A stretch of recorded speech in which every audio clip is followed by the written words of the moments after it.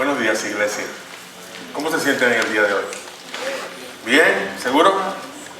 ¿Ah? ¿O todavía dormidos de un fin de semana largo? ¿Cómo pasaron ese Thanksgiving? ¿Ah?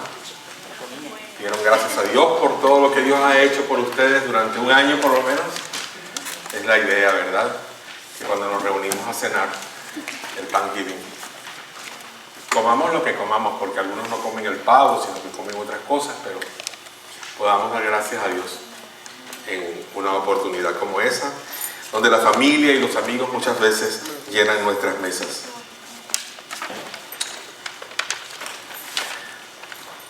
Casi todas las personas, casi toda la familia de los Estados Unidos celebran esta fecha. Y digo casi todas porque a lo mejor hay familias que no lo hacen. Pero en sentido general, la familia norteamericana, sea inmigrante o no, celebra estas fechas. Es como muchos de los que están aquí en esta sala que les gusta el fútbol, ¿verdad? El soccer. Y yo sé que sí. Tienen mucha afición por el fútbol. Son muy aficionados. Hermanos, las estadísticas dicen que el soccer es el deporte rey y que alrededor de 3.5 billones de personas son fanáticos del soccer, no millones sino billones, o sea 3.500 millones de personas en el mundo son fanáticos. Pero no es el deporte más practicado. El deporte más practicado es la natación. Parece mentira, ¿verdad? Lo que más se practica en el mundo es la natación, pero el deporte que tiene más aficionados es el soccer.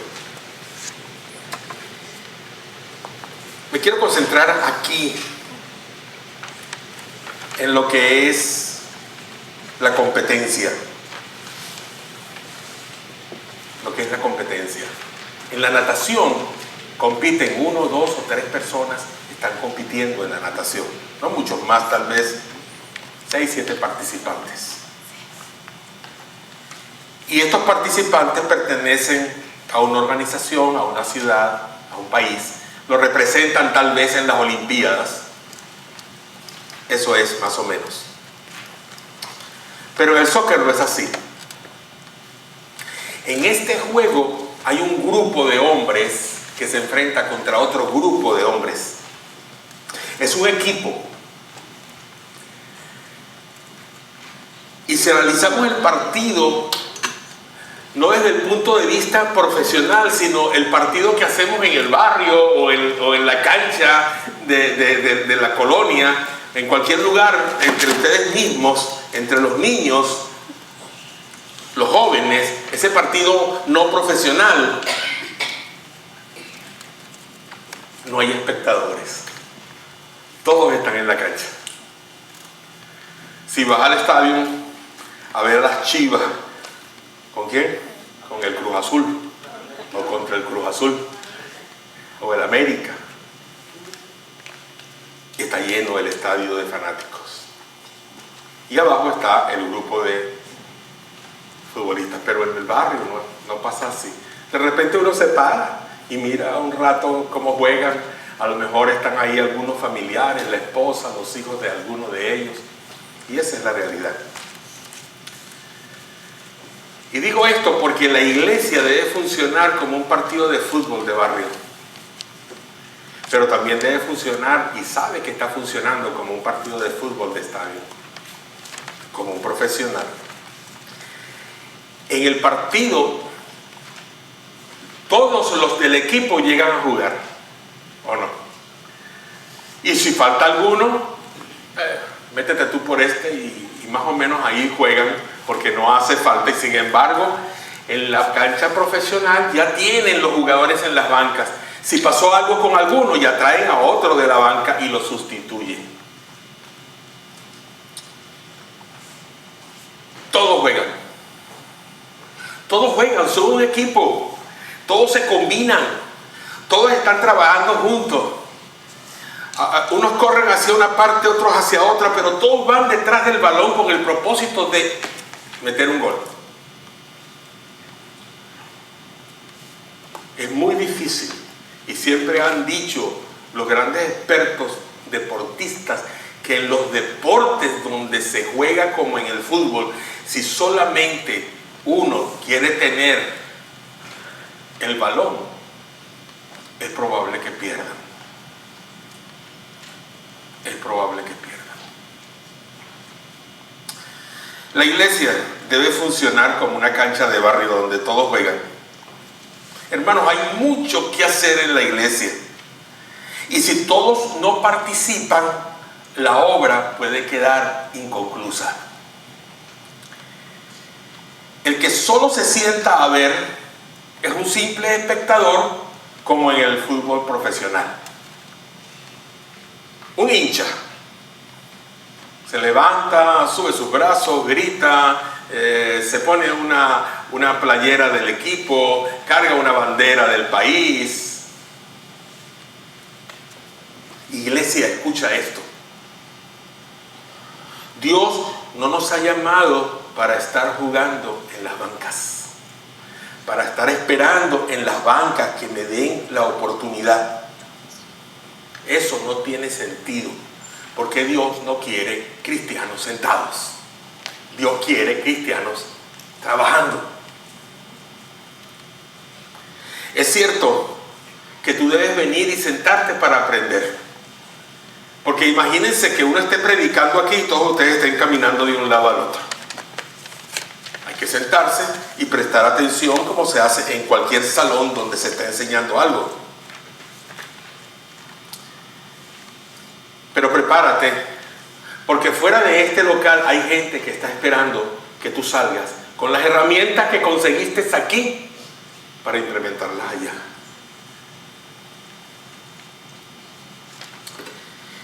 Cuando consideramos la misión de la iglesia, esta idea que les estoy presentando ahora es muy importante. Nuevamente, iglesia, escucha.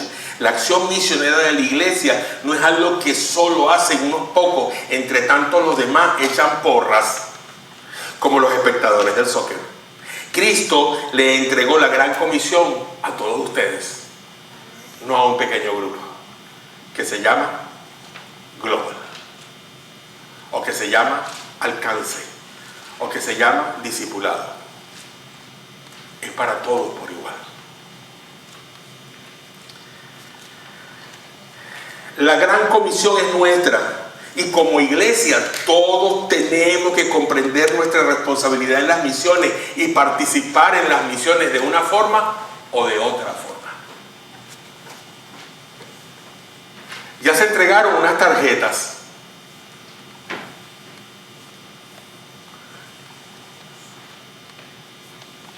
durante esta campaña. Ustedes han debido llenar sus tarjetas con sus promesas, que son 3. Orar, ir y dar. Para saber dónde estamos y cómo vamos a arrancar. Es un compromiso que tienen ustedes. Y es importante que ustedes tomen eso con mucha seriedad. Vamos a Hechos capítulo 8, perdón.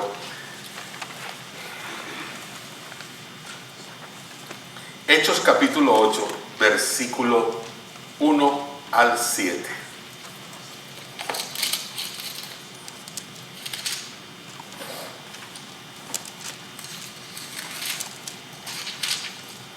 Hechos 8, 1 al 7. Escuchen esto bien. Saulo de Tarso estuvo totalmente de acuerdo en que mataran a Esteban. Ahí está escrito. Él estuvo de acuerdo de que mataran a Esteban. ¿Se acuerdan de Esteban? Aquel muchacho joven que le dijo la verdad a todos los judíos presentes, oficiales, sacerdotes, gente del pueblo, y les habló la verdad en relación a lo que había pasado con Cristo, quién era Cristo y qué pasaría con Cristo más adelante. Entonces ellos tomaron eso como un insulto a la fe judía y quisieron matarle. Y allí estaba Saulo de Tarso, y él consintió en la muerte de Esteban. En el día en que muere Esteban, entonces hay una gran persecución. Se desata una persecución contra la iglesia de Jesús. Esto sucedió en la ciudad de Jerusalén, ¿ok? Y desde allí de Jerusalén, muchos de los que estaban en la ciudad de Jerusalén se dispersaron por diferentes lugares del mundo. Se fueron a otras tierras, huyendo de la muerte. Fueron a Judea, fueron a Samaria, fueron todos los creyentes en Cristo, y dice la palabra de Dios al final del versículo 1, menos los apóstoles, que eran los pastores de ese momento, de la iglesia de Jerusalén. Y mientras que unos hombres piadosos levantaron a Esteban y lo fueron a enterrar y lo lloraron, este señor Saulo hacía destrozos con la iglesia. Yo les estoy parafraseando, pero estoy tomando palabras de esta versión que probablemente no encuentren en su versión, pero que significan lo mismo. Hizo destrozos con la iglesia.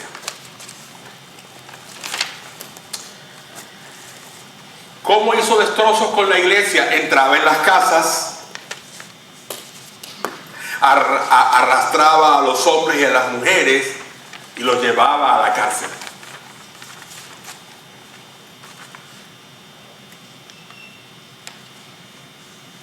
¿Se podrían imaginar ustedes una situación que se desate aquí en la ciudad de Birmingham de esa manera contra los cristianos? Ay, tal vez no. Es tan difícil poder imaginar que en este país se pueda desatar una persecución contra los cristianos, siendo un país judeocristiano por excelencia.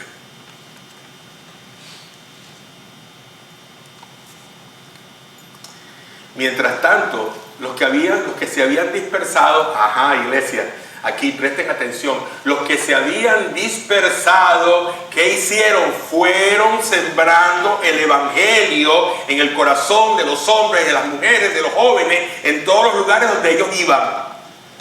Fue así como Felipe entonces llegó a la ciudad de Samaria, y allí Felipe les predicaba de Cristo. Toda la gente escuchaba con atención lo que decía Felipe y oían y veían los milagros que hacía. Pero eso no pasaba en Samaria nada más, estaba pasando en todas partes. Había un despertar. El Señor Jesucristo había dado un gran avivamiento, pero no lo hizo a través de Marcos Witt. No lo hizo a través de ningún cantante famoso o por una iglesia poderosa que tuviera mucho dinero para hacer un gran concierto y que la gente se exalte y se excite ahí en ese concierto, oyendo la música y viendo los cantantes y las danzarinas y todo lo demás. No, el avivamiento fue por persecución y muerte.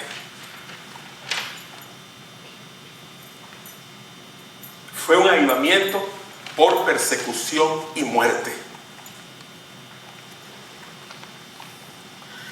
Y les dijo, dice en el capítulo, dice, ya me perdí por la emoción.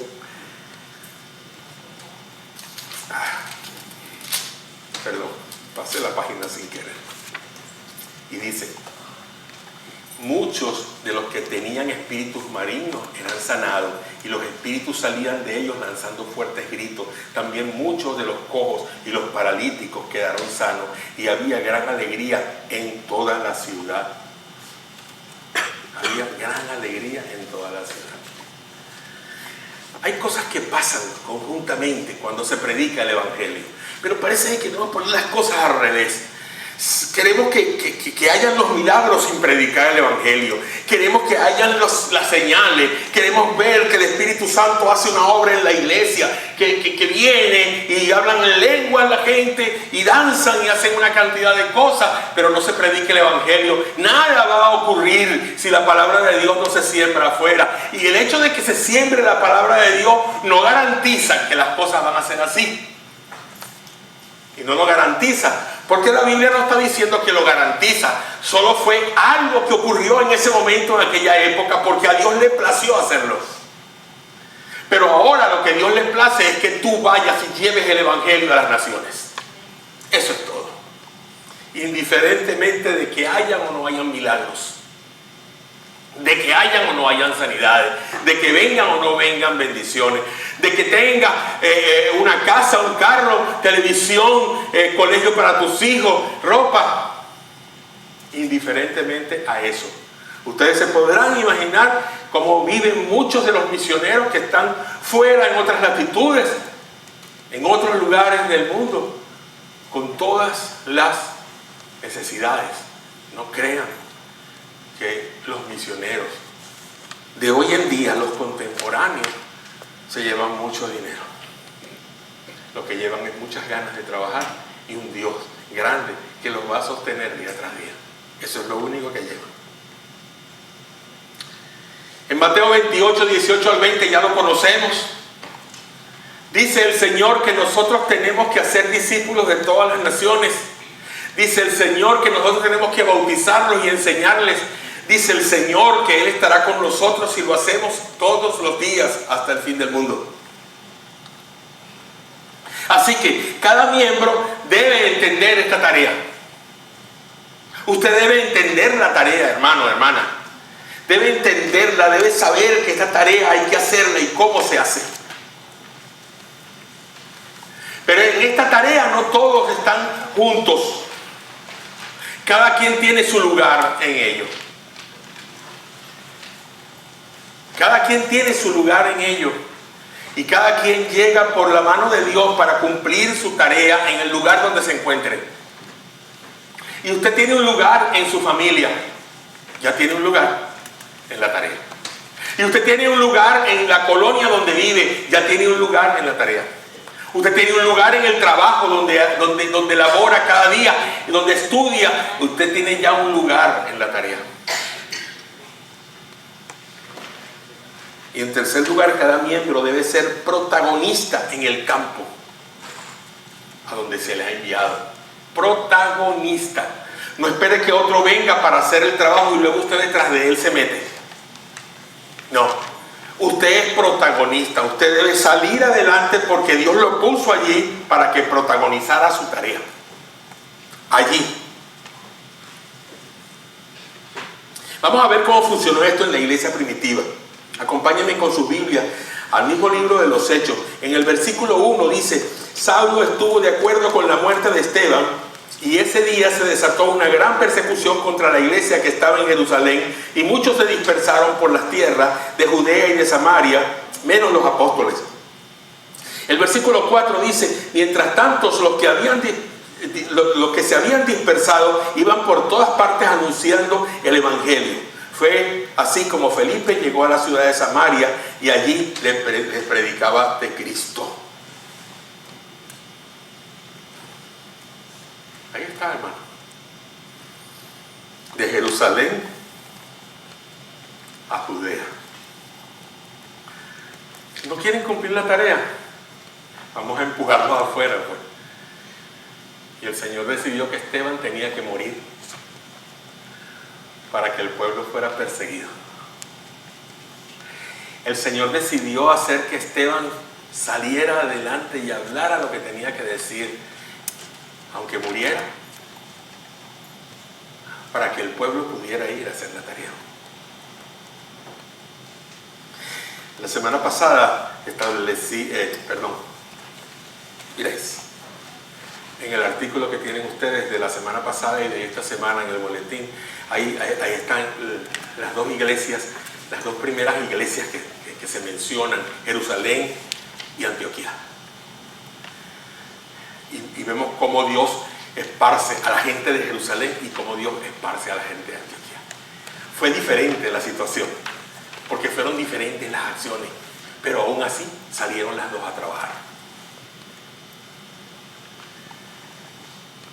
Espero que tengan una Biblia en sus manos.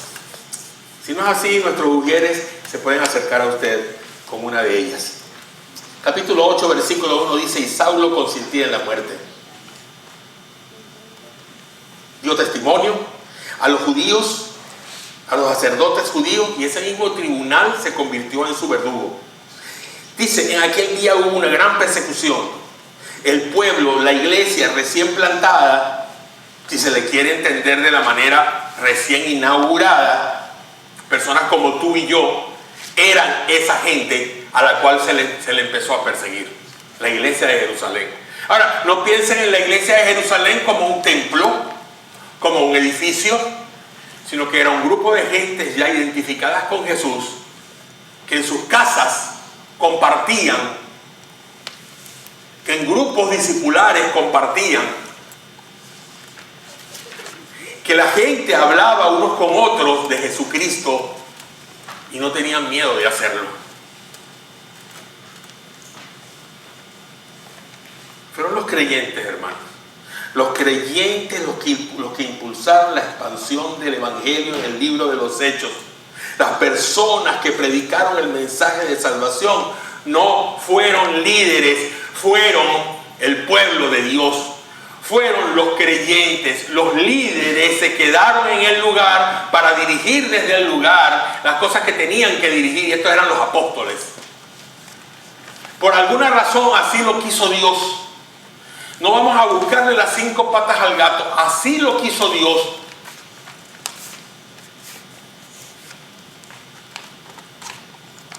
No ven en las guerras, vamos a ir a las guerras de independencia. Se habla de que los grandes personajes de la independencia, voy a poner a Simón Bolívar porque es el personaje de nuestro país, de Venezuela, Colombia, etc. Estaba al frente de la batalla. No, quien iba al frente de la batalla eran otros. Estaba José Antonio Páez, y a lo mejor José Antonio Páez, como era otro general, también se metía debajo de su carpa. Aunque Páez dicen que era un hombre que dirigió las batallas allá en los llanos venezolanos y que tenía a su mano derecha un hombre que le llamaban Negro Primero. Pero no voy a contar esa historia.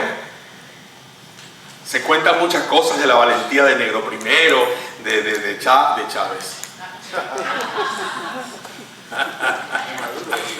De Maduro. Oh. De Páez. Bolívar, sí, Bolívar fue y subió por las serranías con el grupo y tal, pero Bolívar no podía exponerse a morir porque él era el estratega de las batallas, él era el libertador. Ah, sí, pero claro, lo pintan con una espada montada en un caballo, peleando entre la gente, pero no es así. No es la realidad. Eso es para darle valentía al personaje. Lo vemos en cualquier guerra, en el pasado y en el presente. Los grandes hombres, los estrategas de la guerra no van a la guerra.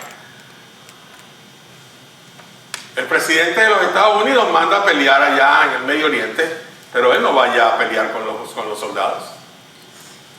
Y muchos de los generales que van allá se quedan cuartelitos por ahí mientras los otros van al frente.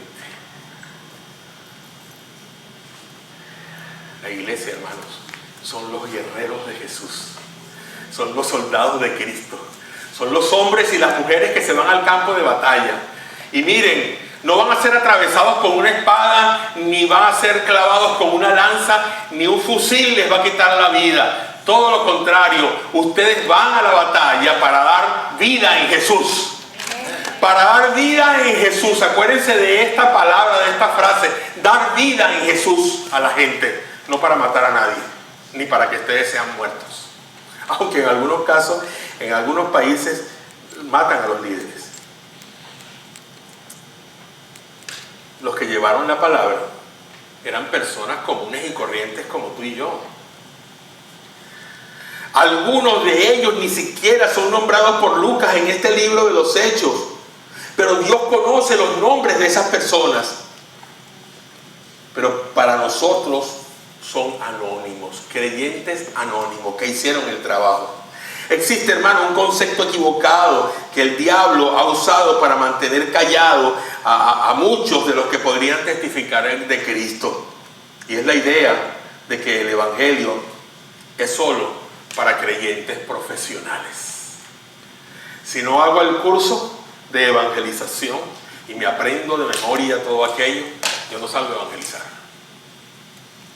Eso es para los profesionales, los pastores, los misioneros, la gente que se le paga y que está a tiempo completo o a tiempo parcial en la iglesia. Esos son los que tienen que salir.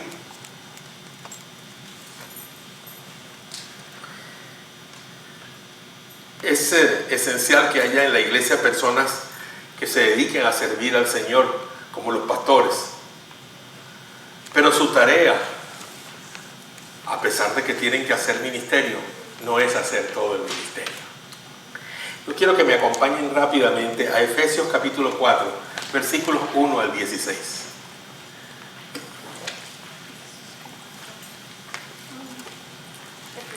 Efesios capítulo 4, del 1 al 16.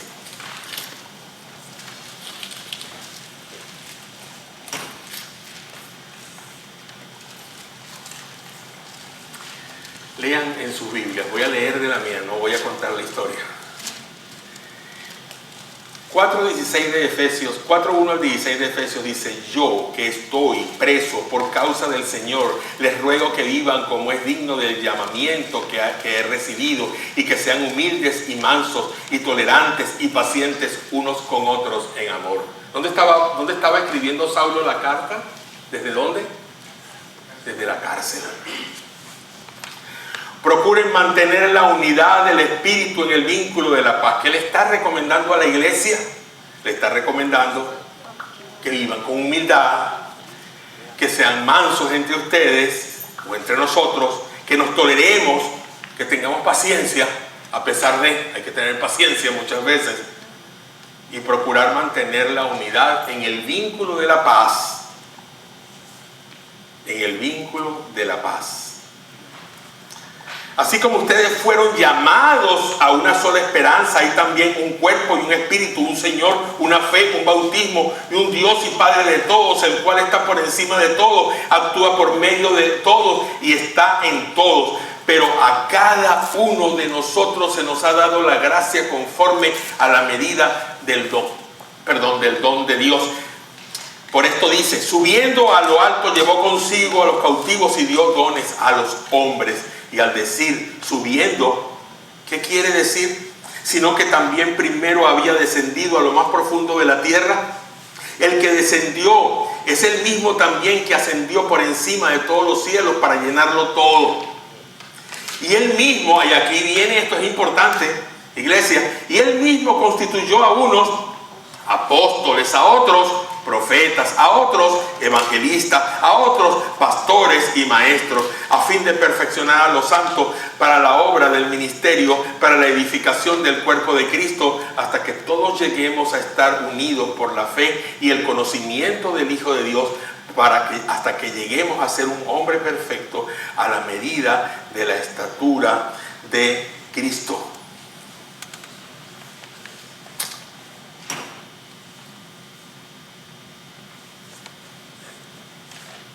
Hermanos, lo que está diciendo aquí Pablo es que los líderes que él mencionó, que están aquí, tienen esos dones especiales y característicos que Dios le dio. Cada uno de nosotros tiene dones, hermano. Usted tiene sus dones, que a lo mejor no ha revisado cuáles son. Hay que ponerse en el fuego para revisar qué don tiene. A lo mejor usted está haciendo algo para lo cual Dios no le dio el don. Y resulta que no lo va a hacer bien porque usted no tiene ese don. La gente tiene que entender que los creyentes en la iglesia tienen capacidades que el Espíritu Santo le dio para desarrollarlas en la iglesia. Así que un maestro que da clases en el high school o en la escuela o en la universidad probablemente no tenga el don de la enseñanza para enseñar en la iglesia, porque es muy diferente. Y ustedes dirán, cónchale, pero es que él tiene un título, una maestría en educación. Pues sí, está bien. Pero a lo mejor Dios le dio el don a otro en la iglesia que probablemente lo que tenga es un 6º grado o un high school. Esa es la realidad. Dios reparte los dones, dice la Biblia, el Espíritu Santo reparte los dones como Él quiere, no como queremos nosotros. Y a veces decimos, yo quiero hacer esto, yo quiero hacer lo otro, yo quiero hacer aquello.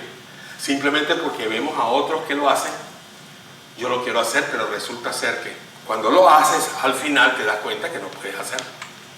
Esa es la forma de entender si tengo o no tengo el don.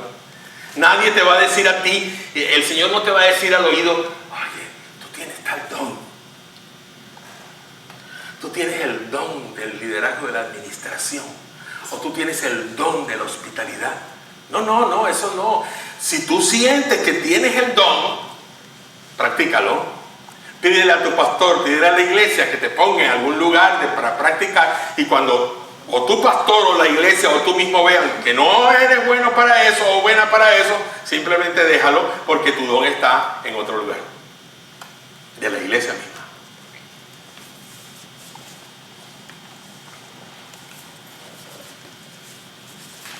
Para predicar el evangelio entre los que no han creído, para llevar la palabra a Birmingham hasta los confines de la tierra, no se necesita un don, se necesita una orden.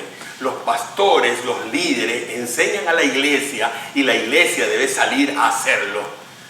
No se necesita que tú tengas el don de la evangelización, aunque hable por ahí de evangelistas. Es muy diferente lo que quiere decir aquí, el don de evangelistas, aquí en Efesios 4, al hecho de ir a evangelizar y compartir la palabra.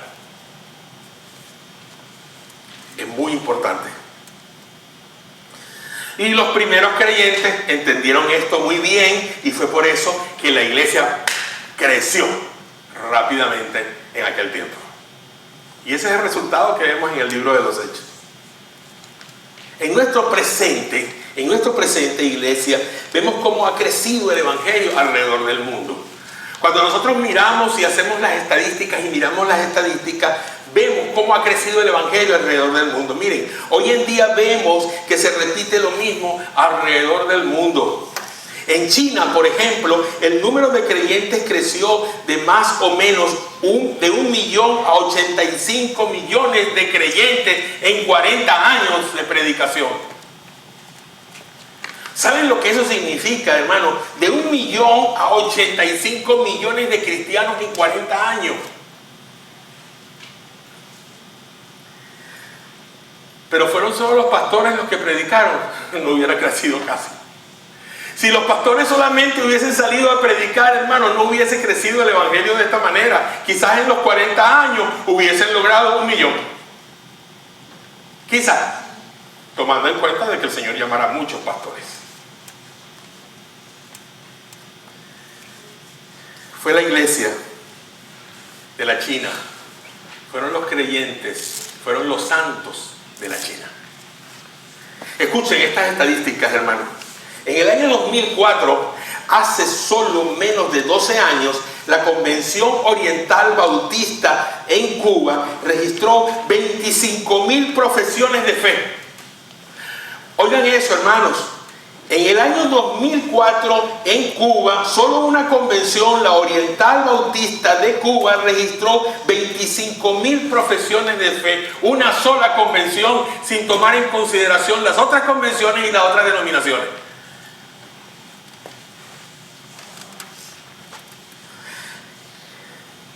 Lo asombroso de este número,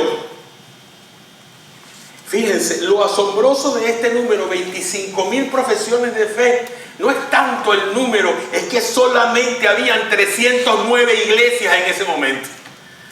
Y no eran mega iglesias, como la de Blue Hills o como la de Highland. Highland. A veces se me olvidan los nombres de las otras iglesias. En otras palabras, durante ese periodo, cada iglesia bautizó a casi 100 personas.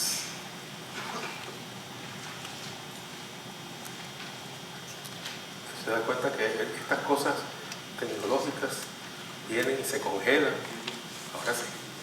Y después entonces uno tiene que acudir al papel porque la tecnología lo traiciona. Hermanos, 100 bautismos en ese periodo de tiempo.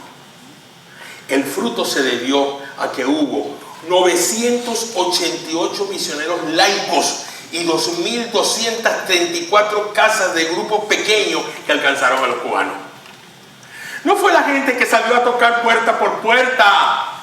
Allá no se puede hacer eso. Es peligroso. Todos son contactos y la gente va contactando entre familiares, amigos, vecinos. Y se abren las puertas de las casas para tener un grupo pequeño y bendecir entonces así a la comunidad con la palabra de Dios. Tenían grupos discipulares que se reunían en Starbucks no hay allá, pero en cualquier lugar buscaban donde reunirse para compartir el evangelio. 3, 4 hombres, 3, 4 mujeres. ¿Se dan cuenta, hermanos? Esta es la realidad de países comunistas. Estoy hablando de China y estoy hablando de Cuba. Países comunistas donde el evangelio está prohibido básicamente o tolerado en algunos casos. Dios usó todo tipo de creyentes para poder lograr la gran comisión. Podemos tomar el ejemplo del apóstol Pablo, del cual les hablé, Saulo. Leemos su historia, nos damos cuenta de la vida de Saulo. Saulo de Tarso, un principal entre los judíos, quiere decir que Saulo de Tarso era del Sanedrín. Bueno, supuestamente creemos que pudo haber sido del Sanedrín, un miembro del Sanedrín, era un principal entre los judíos, y para poder dar una autorización de muerte tenía que tener autorización. Tenía que tener autoridad para eso, no tenía que ir a solicitarlo, a hacer una aplicación y meterle y esperar 3 días que le viniera la respuesta por correo. Él no cargaba su tablet allí para verificar y preguntarle al sumo sacerdote si podía dar la orden y consentir a la muerte de Esteban. No, él simplemente consintió porque él tenía autoridad para eso. Ese Saulo de Tarso fue tocado por el Espíritu Santo. El Señor lo había apartado desde antes de la fundación del mundo. Y ustedes dirán, pero pastor, ¿cómo lo apartó desde antes de la fundación del mundo y le permitió que hiciera eso? Porque estaba en los planes de Dios que eso ocurriera, como lo dije anteriormente, para que el evangelio pudiera ser impulsado a través de una persecución. Escucha, iglesia. Saulo de Tarso se convierte al evangelio. Y aquí dice la historia que él tuvo un gran número de colaboradores. Deletréenlo conmigo.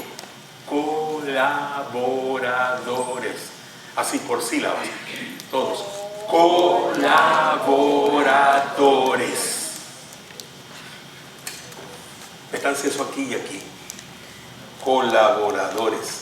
Y estos colaboradores tenían diferentes capacidades. Estos colaboradores tenían diferentes dones. Estos colaboradores tenían diferentes talentos, diferentes personalidades, intereses propios diferentes los unos a los otros. Fue en conjunto con ellos que Pablo realizó las grandes victorias misioneras. Pablo fue en realidad un jugador de soccer dentro de un equipo. Y Pablo a lo mejor era el guardameta que estaba esperando que sus colaboradores impidieran que la bola entrara en el arco. ¿Quién fue uno de ellos? Lucas, el que escribe el libro. Fue un profesional, fue un médico, conoció a Pablo, su ministerio y el desafío misionero que Pablo tenía, y entonces él dijo, me voy a unir a este hombre. Es importante porque tiene una visión. Lucas a veces viajaba con Pablo, en otras ocasiones se quedaba en algún lugar u otro para dar seguimiento. Él se encargó de llevar el registro de todas las actividades de Pablo que hoy tenemos en el libro de los Hechos. Epafrodito, otro colaborador de Pablo, su tarea fue la del apoyo. Por ejemplo, llevó cartas para Pablo. Fue tal ayuda para Pablo que él escribió: honren a los que son como él, en Filipenses 2:29, y lo llamó hermano, colaborador y compañero de lucha. ¿Eres tú el hermano, el colaborador y el compañero de lucha de tu iglesia, de tus líderes o de tu líder? Los otros fueron Priscila y Aquila, un matrimonio. Fueron una pareja de empresarios, eran gente de empresa. Ellos recibieron a Pablo y se unieron a su equipo usando sus dotes de enseñanza para entrenar a otros también. Entrenaron a Bernabé. Bernabé fue un creyente maduro que vio el potencial que tenía Saulo, quien luego lo llamó Pablo y le abrió la puerta a Pablo y lo presentó aprovechando su red de contactos. Y Pablo sirvió en la iglesia porque Bernabé se dio cuenta del potencial que había en ese hombre. Lidia. Cuando hablo de Lidia me acuerdo de mi mamá. Esa era la figura central de mi madre en todo. Lidia, y ella hablaba de Lidia en cualquier lugar. Lidia fue una mujer de buena posición que recibió el evangelio, ofreció su casa como grupo pequeño para tener lugar a reuniones y apoyó el esfuerzo para plantar una iglesia en su ciudad. Podríamos mencionar a muchas más personas que fueron colaboradoras de Pablo, hermanos y hermanas, pero observemos cómo Dios usó una gran diversidad de personas para trabajar al lado de un hombre y extender el reino. Pablo no fue una gran figura solitaria, sino más bien el miembro de un gran equipo. Y yo quiero ver ese gran equipo aquí entre ustedes. Amén. Yo quiero verlo entre ustedes, ese gran equipo. Y mirar que ustedes forman un equipo conmigo para trabajar en el evangelio, para llevar la palabra de Dios a todo lugar. Dios requiere de una gran variedad de perfiles para completar la tarea misionera. Y aquí les voy a hablar de otras personas. Fíjense, en el movimiento misionero hispano de hoy está la familia Ojeda. Esta familia abrió un restaurante en un país islámico radical, donde jamás podrían haber entrado como misioneros tradicionales. Si ellos entraban como misioneros, no los iban a dejar entrar por lo menos. Usando su negocio de comida mexicana como base de operaciones, fueron utilizados por Dios, y en el periodo que ellos tuvieron allí en ese lugar, en ese país, tuvieron 200 discípulos. Hermano, no se nombran los países, los lugares, ni muchos detalles. ¿Ok? Porque todavía está la gente trabajando en ese sitio. Loli Orqueda realmente, es una niñera en Texas que dirige la comisión de misiones de su iglesia.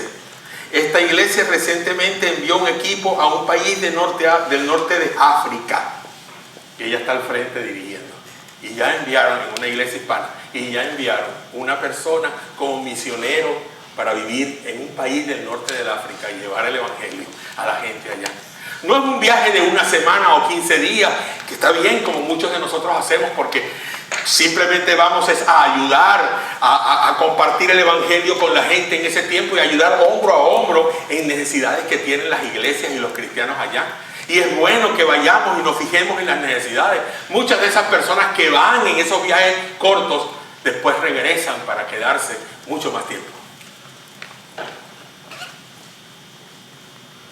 Felipe es un joven bancario mexicano que dejó una cómoda vida en México para ir a una de las zonas más peligrosas del mundo. En esa zona estableció una agencia de viajes, lo cual permitió que su equipo pudiera evangelizar y discipular en un rincón tan violento. Y a través de la agencia de viajes iban y venían. Interesante. ¿Cómo trabaja Dios? Dios sigue usando, hermanos míos, a personas diferentes, con diferentes capacidades, con diferentes historias. Fácilmente podemos mirar la vida de alguien que sirve al Señor y pensar, yo no soy como él. Y vemos las proezas que alguna persona hace. Miren, y les invito a que vayan este año, el año que viene, en abril, nuevamente al alcance global, a la conferencia de alcance global allá en Virginia, en Richmond. Miren, hermano, usted ve los testimonios de esa gente, estos nombres que están aquí, van a esas conferencias muchas veces. Y ver a esa gente dando sus testimonios, teniendo en un salón sus mesas y exponiendo su material.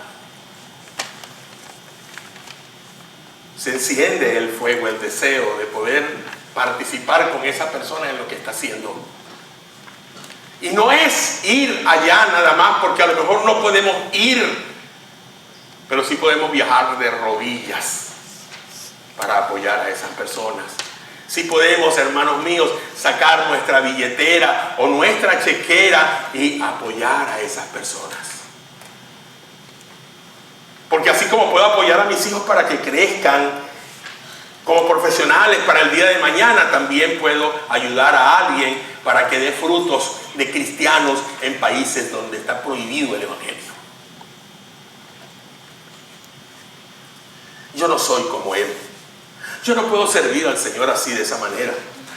Más bien, hermanos, tenemos que abrirnos al Señor y preguntarle al Señor, Señor, por favor, ¿cómo puedes tú usarme a mí? ¿Cómo puedes usarnos a nosotros en la congregación hispana de Brujil? ¿Cómo puedes usarnos, Señor, para que nosotros podamos también hacer el trabajo misionero en otros lugares? Cuando Jesús enfrentó a la multitud hambrienta, allí en Lucas capítulo 9, específicamente en el versículo 13, le dijo a sus discípulos, denle de comer. Señor, mira la multitud que está aquí, dile que se vayan, ya es tarde, para que lleguen a sus casas, seguramente tienen hambre y necesitan comer. Y él les dijo, denle ustedes de comer. Cuando te sientas a la mesa y le das gracias a Dios por los alimentos que tienes delante, o cuando traes tu mercado que trajiste de Walmart y lo pones en tu gabinete y das gracias a Dios porque ganaste un salario para eso, y le dices, Señor, dale a los que no tienen. Él te está diciendo, dale de comer tú, porque de lo que yo te doy, tú tienes que dar. No esperes que cuando yo abra las puertas de los cielos y caigan los paquetes de harina para hacer las arepas o para hacer las tortillas. No esperes que caiga el pollo para hacer el mole, o no esperes que caigan los pequeños venezolanos o cualquier otra cosa que podamos comer, las hallacas. No van a caer. Todo va a salir de ti para la persona que está allí esperando con hambre. ¿Cuál es tu papel entonces? ¿Cuál es tu papel? ¿Qué puedes hacer tú para que todas las señas del mundo conozcan a Jesús? ¿Eres empresario? Entonces provee una plataforma comercial. Si tienes una empresa, esta parte, este porcentaje de mi empresa, lo voy a dar para las misiones. Voy a dar para las misiones el 10% de lo que mi empresa gana todos los años. Ahí tienes una plataforma comercial. ¿Eres ama de casa? Bueno, vende tacos y levanta fondos para el trabajo misionero. ¿Por qué no? Vende pupusas. Y dices, voy a vender estas pupusas, las pupusas que yo haga hoy, los tacos que yo haga hoy, los voy a vender solo para darlos como ofrenda misionera en la iglesia, para que algún misionero se beneficie de esa comida que yo hice. O vendes empanada argentina. Eres un joven o una joven que domina el Facebook. Uy, eso eso ni hablar, ¿verdad? Hasta los viejos lo dominan. Bueno, yo me meto a veces. Entonces, a través de internet, vuélvete un experto en etnias. Busca lo que son las etnias en internet. Ya hay Facebook que hablan de misiones y hablan de etnias. Muchachos jóvenes que están aquí, presten atención, métanse en internet y busquen todo lo que sea de etnia. Padres, pónganse con sus hijos cuando los vean metidos en internet y que ustedes están siempre vigilando para que no lleguen a lugares que no deben llegar. Pónganse con sus hijos, siéntense al lado de ellos y llévenlos a que busquen cuántas son las etnias que necesitan de nosotros para ir y llevarles el evangelio. Que ellos aprendan la necesidad misionera que hay en el mundo y así también ustedes aprenden. Así que, joven, hazte útil en las misiones por medio de internet. Eres una joven, eres un guerrero o una guerrera de oración.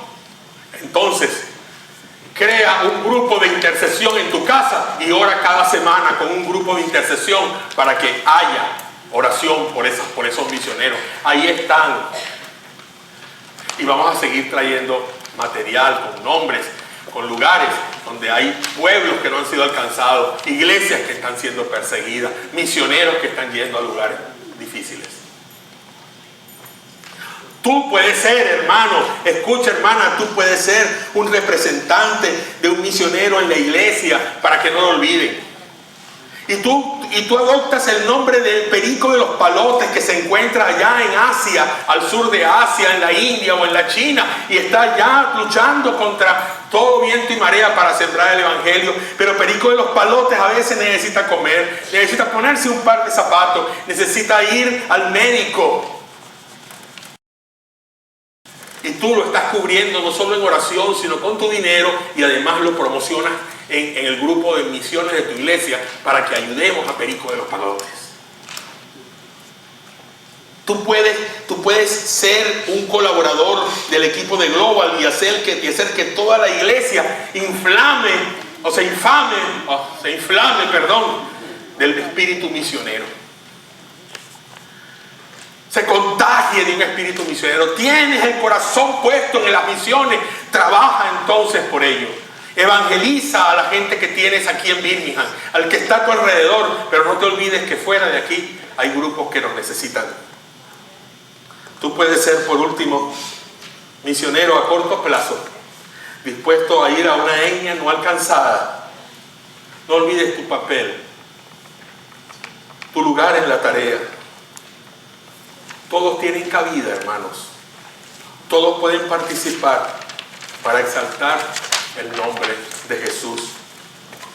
¿Qué harás para que todas las etnias del mundo lo conozcan? ¿Qué harás? Puestos de pie.